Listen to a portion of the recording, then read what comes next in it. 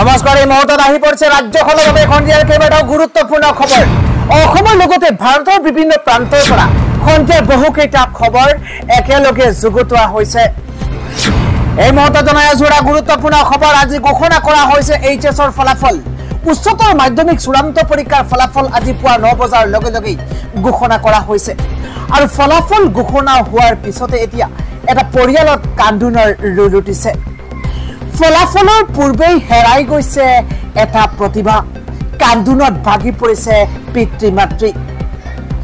আজি ঘোষণা হৈছে এইচএছ পৰীক্ষাৰ ফলাফল আৰু ফলাফলৰ দিনটোতেই কান্দোনৰ ৰোল ৮০% নম্বৰ লাভ কৰি ফলাফল শুনিবলৈ ছাত্ৰগৰাকী এইখন পৃথিৱীত আৰু নাই পুত্ৰৰ ফলাফলৰ দিনটোতেই সংসাৰত নাই পুত্ৰ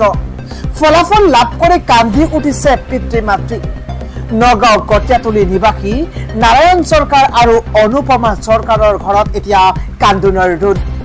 নগাঁও কটীয়াতলী নিবাসী নাৰায়ণ সৰকাৰৰ এতিয়া কান্দোনত ভাগি পৰিছে 4 দিন পূৰ্বে মৃত্যুক সাৱটিছে পুত্ৰ ৰমেন বিশ্বাসে পানীখাইটিত এক ভয়ংকৰ পথ দুৰ্ঘটনাত ছাত্ৰগৰাকীৰ মৃত্যু হৈছে বুলি জানিব পৰা গৈছে বিজ্ঞান শাখাত 5টা নম্বৰত লেটাৰ মাৰ্ক সহ ৮০% লাভ কৰিছে ৰমেনে আৰু তাৰ পিছতে আজি ৰিজাল্ট ঘোষণা হোৱাৰ পিছতে এই আনন্দৰ খবৰটো শুনিবলৈ জিয়াই থকা নাই এইখন পৃথিৱীত আৰু ৰমেন পৰৱৰ্তী গুৰুত্বপূৰ্ণ খবৰ হৈছে ৰাজ্যবাসীক সাৱধান কৰি দিয়া হৈছে কিয়নো যিকোনো মুহূৰ্তত বতৰে কাল ৰূপ ধাৰণ কৰাৰ সম্ভাৱনা আছে ৰাজ্যত প্ৰচণ্ড দুমহা বৰষুণৰ সতৰ্কবাণী জাৰি কৰিছে বৰ্ধিত আঞ্চলিক বতৰ বিজ্ঞান কেন্দ্ৰই বিভিন্ন প্ৰান্তত এতিয়া ইয়েলো এলাৰ্ট জাৰি কৰা হৈছে জনাই আছো এটা ব্ৰেকিং নিউজ এটা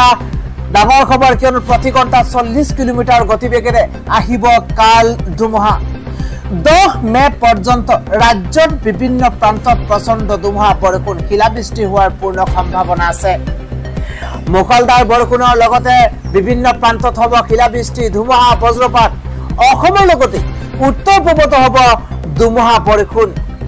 কোন কোন জিলাত ইতিমধ্যে ইয়েলো এলাৰ্ট জাৰি কৰা হৈছে নামসমূহ আমি জনাইছো কোকৰাঝাৰ ধুবুৰী গোৱালপাৰা বৰপেটাত ইয়েলো এলাৰ্ট জাৰি কৰা হৈছে সমান্তৰালভাৱে চিৰাং বঙাইগাঁও বাক্সা বজালী নলবাৰীকে ধৰি কামৰূপ মেট্ৰ কামৰূপ গ্ৰাম্যৰ লগতে তামুলপুৰ লখিমপুৰ ধেমাজি মাজুলী কাৰ্বি আংলংকে ধৰি আন কেইবাটাও প্ৰান্তত আন কেইবাখনো জিলাত ইতিমধ্যে ইয়েলো এলাৰ্ট জাৰি কৰা হৈছে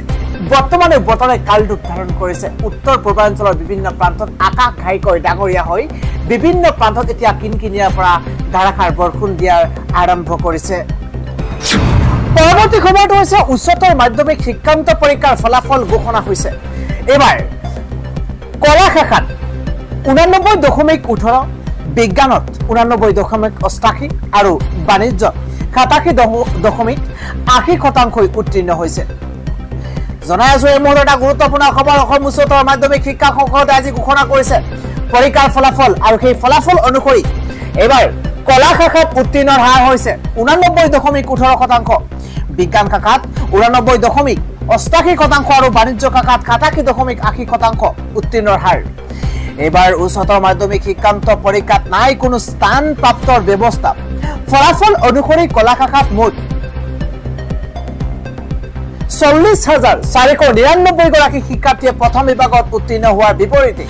দ্বিতীয় বিভাগত উত্তীৰ্ণ হৈছে 65,532 গৰাকী শিক্ষাৰ্থী দ্বিতীয় বিভাগত উত্তীৰ্ণ হৈছে 72,775 গৰাকীকৈ শিক্ষাৰ্থী এইবাৰৰ কলা শাখাত পৰীক্ষাত অৱতীৰ্ণ হৈছিল মুঠ 2,04,495 গৰাকী ছাত্ৰ ছাত্ৰী বিজ্ঞান শাখাত মুঠ 23,552 গৰাকী শিক্ষাৰ্থীয়ে প্ৰথম বিভাগত উত্তীৰ্ণ হৈছে দ্বিতীয় বিভাগত উত্তীৰ্ণ হৈছে 17,339 গৰাকী শিক্ষাৰ্থী এইদৰে তৃতীয় বিভাগত উত্তীৰ্ণ হৈছে 8,062 গৰাকীকৈ শিক্ষাৰ্থী এইবাৰ বিজ্ঞান শাখাত পৰীক্ষাত অৱতীৰ্ণ হৈছিল মুঠ 54,460 গৰাকীকৈ ছাত্ৰ ছাত্ৰী ইফালে বাণিজ্য শাখাত আপোনালোকে হিচাপ লওক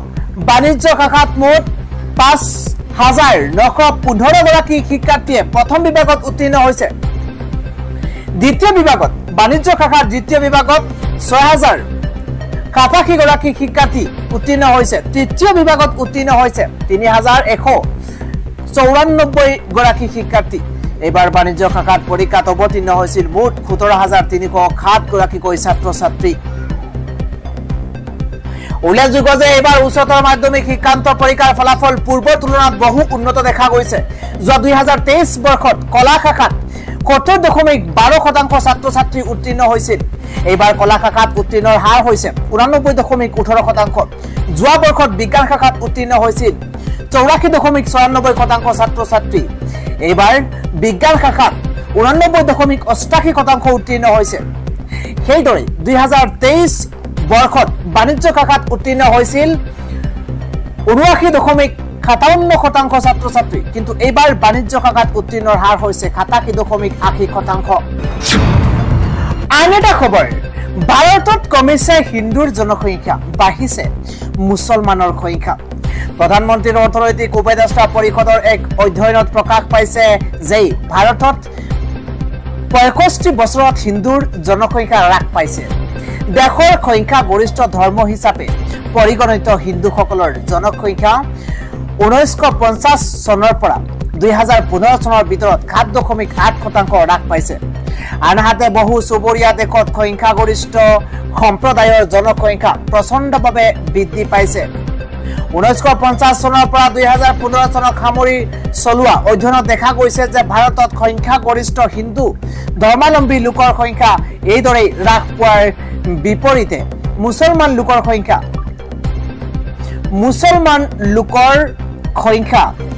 43.15% বৃদ্ধি পাইছে একেদৰে খ্ৰীষ্টান ধৰ্মাৱলম্বী লোকৰ সংখ্যা 5.38% আৰু শিখ ধৰ্মাৱলম্বী লোকৰ সংখ্যা বৃদ্ধি পাইছে 6.58% কিন্তু এই সময়ছোৱাত জৈন আৰু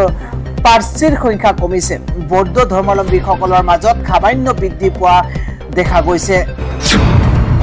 আন এটা খবৰ হৈছে এবাৰ 2024 বৰ্ষৰ উচ্চতৰ মাধ্যমিক পৰীক্ষাৰ ফলাফল ওলাইছে কিন্তু বিসংগতি নাতৰিল তথ্য বিভ্ৰাটনে ডিজিটেল ভোট আমি জনাই আছো এটা গুৰুত্বপূৰ্ণ খবৰ অসম উচ্চতৰ মাধ্যমিক শিক্ষা সংসদে আজি ডিজিটেল ৰূপত প্ৰকাশ কৰিছে উচ্চতৰ মাধ্যমিক শিক্ষান্ত পৰীক্ষাৰ ফলাফল কিন্তু সেই ফলাফলৰ তথ্যসমূহত বিসংগতি নাতৰিল পৰীক্ষাৰ